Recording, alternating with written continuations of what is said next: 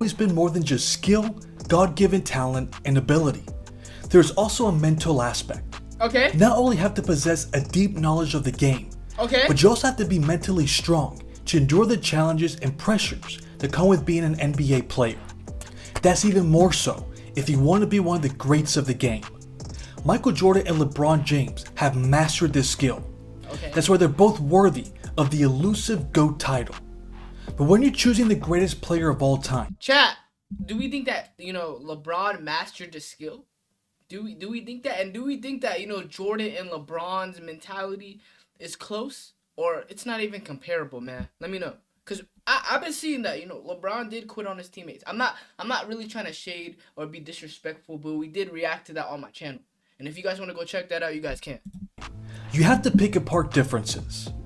The challenging part about this discussion is that there is no statistic that we can point to that determines who has the mental edge. Okay. What we can do is dissect their actions and listen closely to the testimonials of their teammates and competitors. Okay. After reviewing all these factors, we'll see exactly why this player deserves to be the GOAT. Okay. The first aspect is how they use mind games to gain a psychological advantage over their opponents. Most people call it fear, others intimidation. Oh! No matter the term you prefer to use, it's clear that you'll gain a competitive advantage when you're causing your opponent to walk on eggshells. There are more than enough Chat, I know this is off topic, but I feel like you guys would like this shirt. Look, I got a Slam Allen Iverson shirt on today, man. Hey, I'm feeling a little like a throwback, man. Throwback Thursday. I had to do it, chat. I might have to start to react to, getting into Allen Iverson. If you guys want me to get into Allen Iverson, let me know down below. Yes, sir. testimonials that are out there to conclude that both players were feared. The question is, who uses Jedi mind trick better? Let's check out what Denver Nuggets coach Michael Malone said to the USA Today back in 2020. Quote, "I coached LeBron James for 5 years and have a great relationship with him.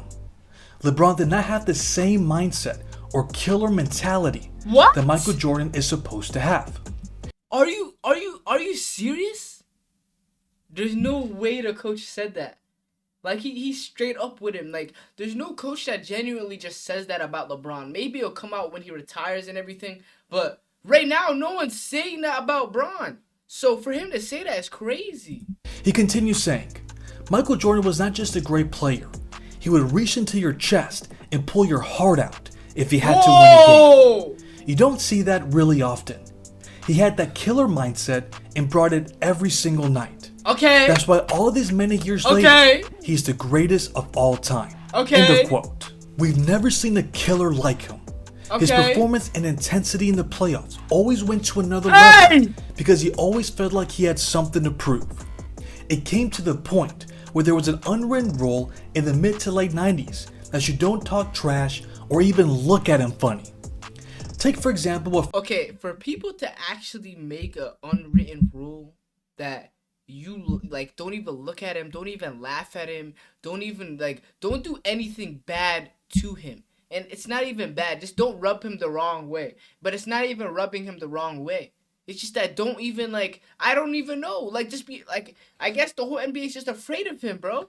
That's crazy, but I don't see that with LeBron. Maybe he might point it out and say that LeBron has that type of thing, aura, but I don't know, man. former New Jersey Nets player, Jason Williams, told Details magazine, quote, "You don't want to look him in the eye because he takes it as a challenge, like a Doberman would. He's looking for any incentive to beat you." End of quote. When Steve Smith played against the Bulls in the 1997 playoffs, he told Sports Illustrated that you can't afford to get frustrated against him, because if he sees you get down, then he'll try to crush you. You hear so What? So if you're frustrated with his play style and you can't guard it, you can't tell him, bro, what? You can't even get mad. You can't even have a facial expression, because then he's going to keep doing it. And he knows your He knows your weakness from that. Oh, wow. Okay. many stories that coaches tell their players, keep your head down, shut up, and don't give them any reason to get going. That's crazy. There might be an bro. intangible aspect of his game. But Imagine there's a your reason coach why told former you that. players always mention it. It's because it affected his opponents. Can we say the same about LeBron? Well, we have conflicting reports. There are some players, such as George Hill and Draymond Green, who mentioned that their teammates or themselves were terrified of him. But then we have former teammates who said the exact opposite. Mario Chalmers mentioned to the OG show that nobody fears LeBron. What? Then Shaq mentioned in his own podcast that he's never really... Nobody fears him though? Like, no one at all though.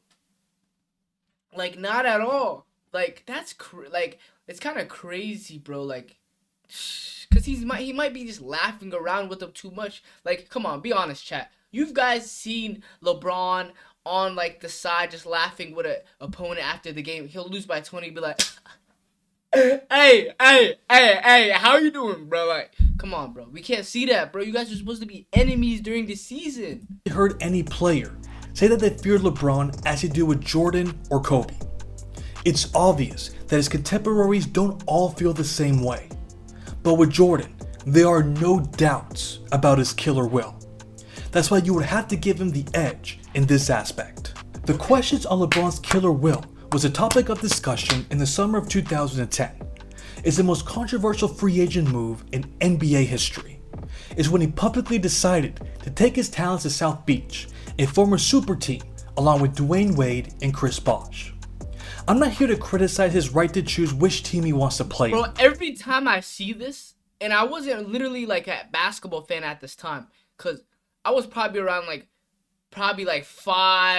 4 years old when he did this. So I wasn't a basketball fan at this time. But whenever I see this, when I'm reacting, I'm like, bro, come on, bro. Like, I feel the same way for you guys, bro. It's like, it's boring. Like, where's the entertainment? Why join the enemy? Let's not bring a conference back to life. But we do see a clear difference in the way they handle their playoff failures. Let's start with the similarities. They both were having trouble defeating a team that was superior in talent. Jordan lost to the Pistons in 3 straight years. LeBron lost to the Celtics twice between 2008 and 2010. The Chicago Bulls and the Cleveland Cavaliers were not considered deep enough to defeat their rivals, who were full of star players. There is no question that Michael and LeBron were frustrated with... It's kind of crazy that they both lost to the Celtics early in their career too. If you really think about it, that's kind of a weird coincidence, chat.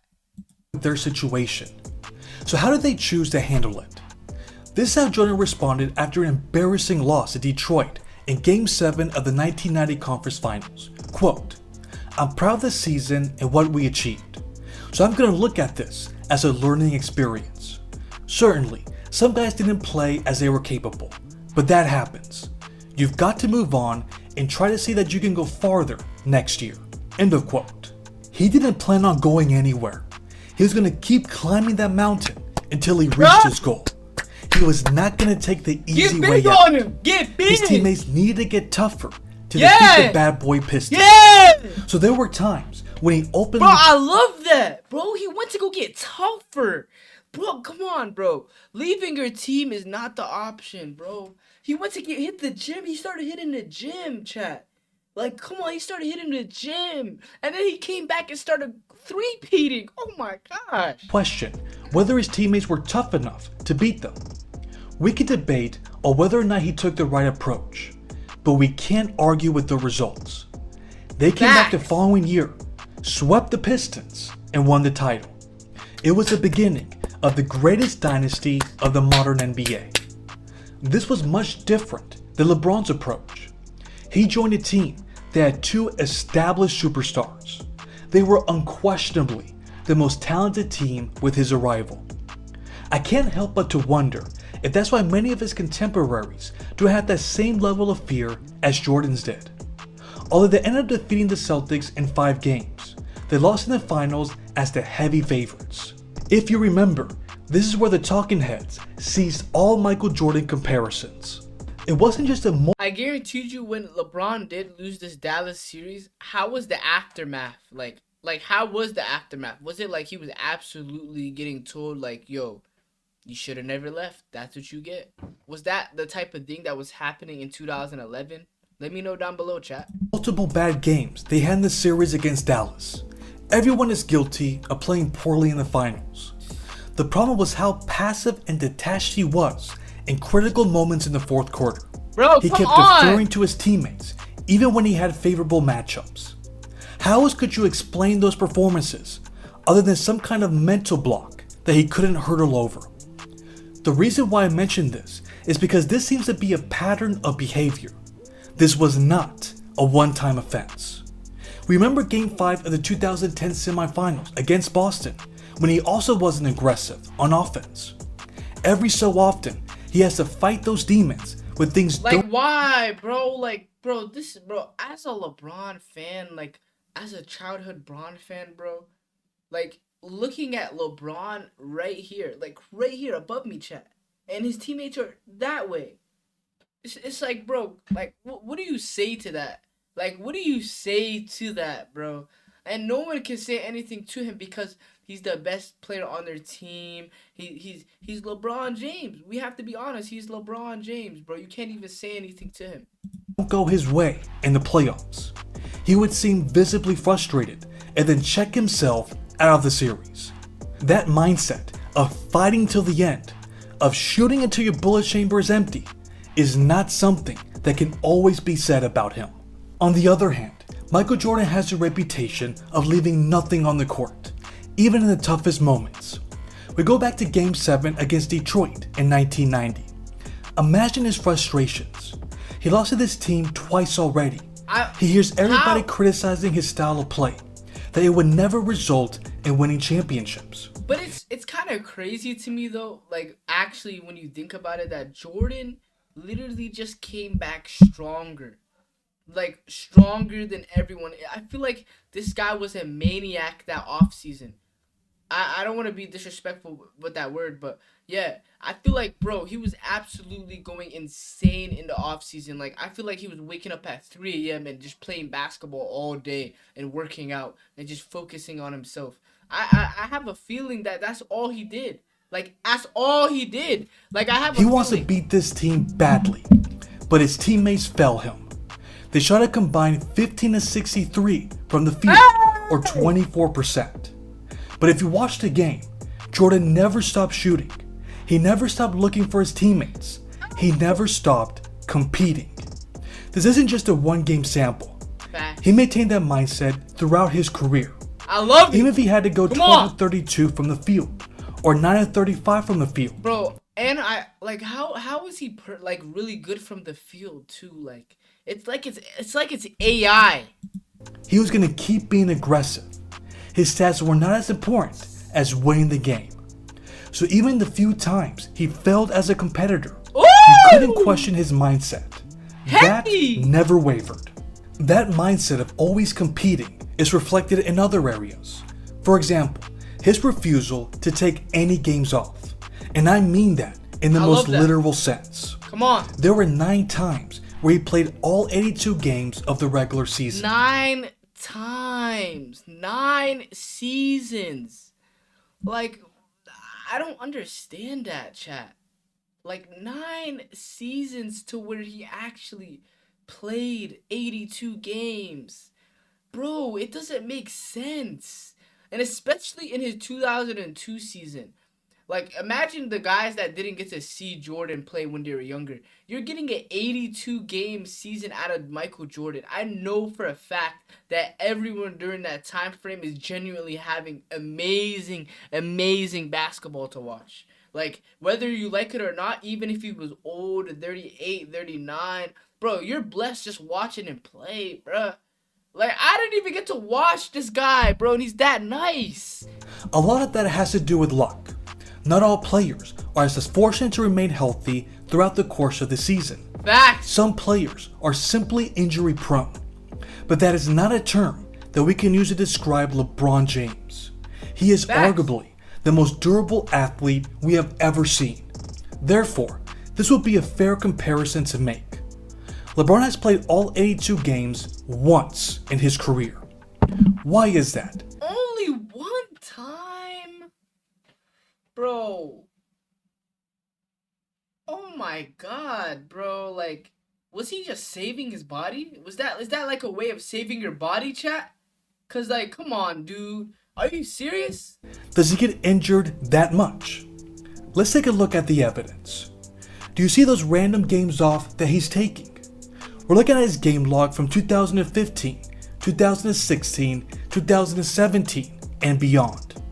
Those were rest days, aka load management. This was something that he clearly participated in. I'm not inferring that this is a bad thing. Sports science is a big part of these players' lives, and the data backs up the benefits of this. However, on many occasions, many of the modern day players have complained about the mental drain they experience during the season. It's tough to get up for every game. If that's the case, then it takes a If I was in the NBA, I'm getting up for every single game. Put me on, bro. I'm wearing the team gear. You get free team gear to play, and like you get that team gear to just wear. I'm wearing that. I don't need to buy any outfit. I'm wearing that. I'm playing every game no matter what.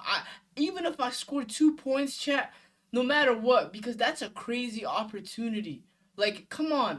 Like, you're in the NBA. Everyone wants to play basketball at the professional level. Come on, bro. Physically and mentally strong player to perform at a high level every single game. You have to be able to fire yourself up, to block out all the pain and perform. This was the case for Michael. Unless there was something seriously wrong with him physically, he was out there playing. LeBron has claimed he would do the same unless he wasn't healthy. But that clearly wasn't the case when there are plenty of reports that list them out for resting purposes. I can assure you. Chat, do you guys think that LeBron encouraged the little load management phase that we're in right now? The pandemic that we're in right now? That Jordan has strong opinions on load management, and he would overrule any coach who wanted to sit him out. He knew how important the regular season was to be prepared for the playoffs. That's hard to do if you're sitting on the sidelines. If he wanted his troops to be ready, he needed to set an example. We mentioned that it's tough for the players to get up for every game, but it's even tougher after winning a title. You lose some of that fire and motivation after reaching the mountaintop. But with the Chicago Bulls, they always remain dominant after winning it all. Check out their records.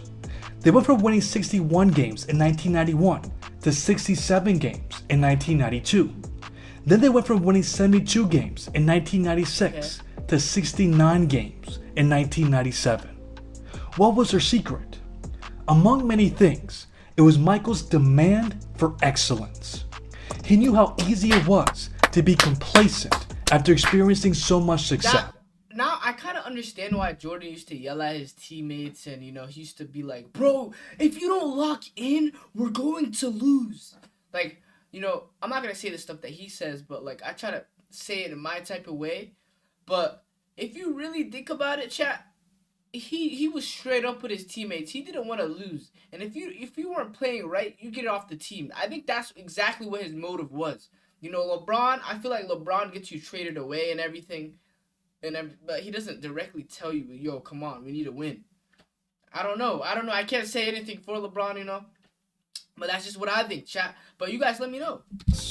For example, in 1998, the Sun Sentinel asked a few of Jordan's teammates what it was like playing with him, and they gave some interesting answers.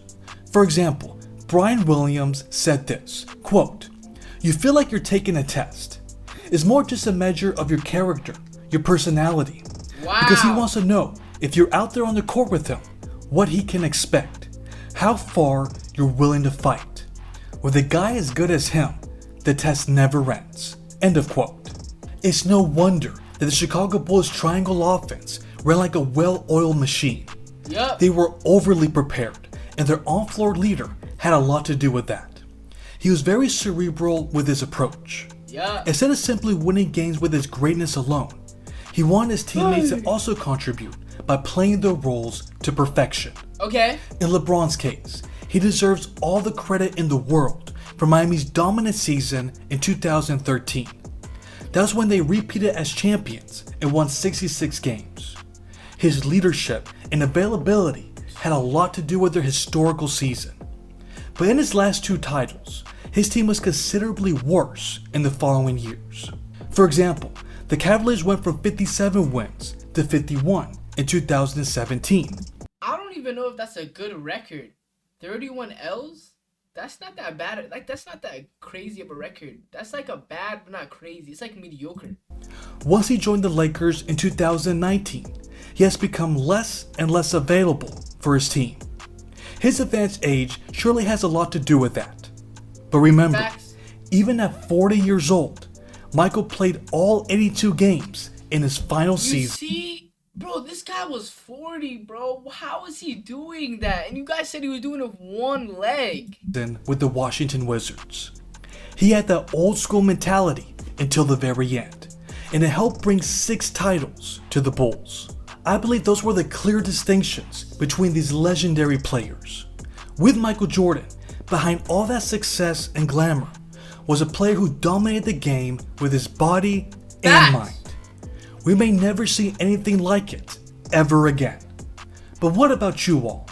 What do you think was the biggest difference between Jordan's and LeBron's mentality? Honestly, chat, I feel like the biggest difference between the mentalities wise is, Jordan's just his demand. Like, he doesn't like to wait. Like, if he wants to win now, it's now or never. I'm not waiting. Like, we don't have you want to work with me, you want to be on my team, you want to be on the Bulls, you want to, be my teammate, you have to work hard. And hey, look at him now. 6 rings, no L's. He worked hard. He got buffer just because he was losing to the bad boy Pistons. I have true respect for him because of that. But, chat, you guys let me know down below what you guys think. And I feel like LeBron he's just more chill. Like, he's just more like, he's not trying to go as hard as Jordan. I'll be honest. But yeah, you guys let me know down below what you guys think. And make sure to like, comment, subscribe, man. Recommend me some more stuff to react to. But with that being said, I'll see y'all next time. Yes, sir.